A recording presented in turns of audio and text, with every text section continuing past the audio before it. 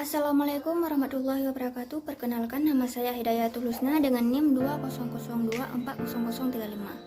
Saya adalah mahasiswa Ilmu Komunikasi kelas 6A, tepatnya di Universitas Malayku Saleh. Tujuan saya membuat video ini adalah untuk menyelesaikan tugas mata kuliah Manajemen Isu dan Krisis. Jadi di sini saya akan membahas tentang emotional approach dalam komunikasi krisis. Emotional approach dalam komunikasi krisis sama halnya dengan sikap emosional ketika kita menghadapi krisis. Krisis menghampiri hidup seseorang tanpa aba-aba dan tanpa menunggu kesiapan, bahkan tanpa pandang bulu atau tanpa melihat latar belakang seseorang. Bila masalah terlalu berat dan sistem penunjang diri tidak kuat, keseimbangan diri akan hilang. Ketika hal ini terjadi, maka krisis akan menimpa diri seseorang, sehingga tidak dapat dielakkan namun harus dihadapi dan diselesaikan.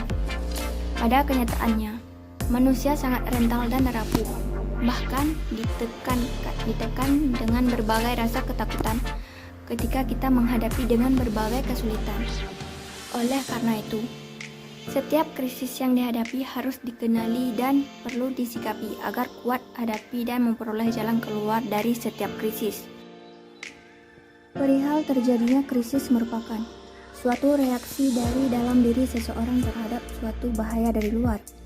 Suatu krisis biasanya meliputi hilangnya kemampuan untuk mengatasi masalah selama sementara waktu. Jika seseorang mengatasi masalah itu secara efektif, ia dapat kembali berfungsi seperti keadaan sebelum krisis.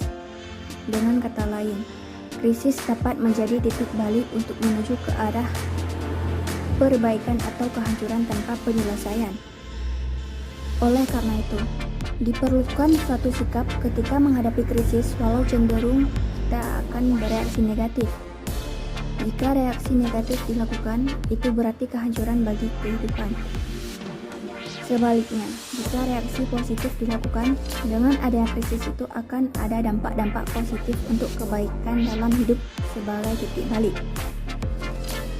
Untuk membangun pemahaman tentang sikap-sikap emosional ketika menghadapi krisis, faktor, reaksi, dan sikap dalam menghadapi krisis, diharapkan dengan dasar pembahasan hal-hal tersebut, seseorang mampu menghadapi dan mengatasi krisis agar tidak menimbulkan bencana dalam kehidupannya.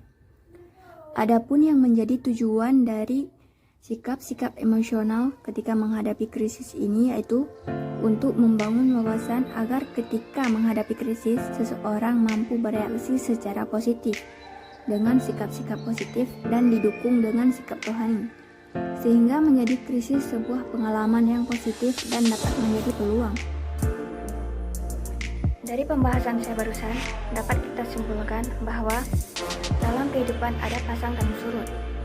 Dengan kata lain, manusia akan mengalami kemajuan dan kemunduran. Sebagaimana tidak ada seorang di muka bumi ini yang kebal terhadap krisis. Demikian juga tidak ada seorang pun yang akan mengalami kita membutuhkan krisis untuk menyetak kita keluar dari kebiasaan buruk. Tanpa krisis, kita tidak terpacu untuk berpikir dan bekerja keras, bahkan membuat inovasi. Allah membaikkan mengizinkan krisis hadir dalam hidup kita karena Allah tahu bahwa setiap masalah ada cobaan dan cobaan akan berguna untuk kebaikan kita. Kita dapat bertumbuh dalam berbagai segi kehidupan secara rohani, mental, psikologi, dan emosional. Berbagai krisis akan membuat kita berkembang karena menyediakan begitu banyak pula kesempatan kita untuk memperbaiki kita. Oleh karena itu, krisis tidak perlu kita respon dengan sikap negatif, yang justru akan semakin menjerumus krisis lebih dalam lagi atau menimbulkan krisis-krisis lainnya. Sikapilah setiap krisis dengan sikap positif dan sikap rohani agar akan membuahkan kebaikan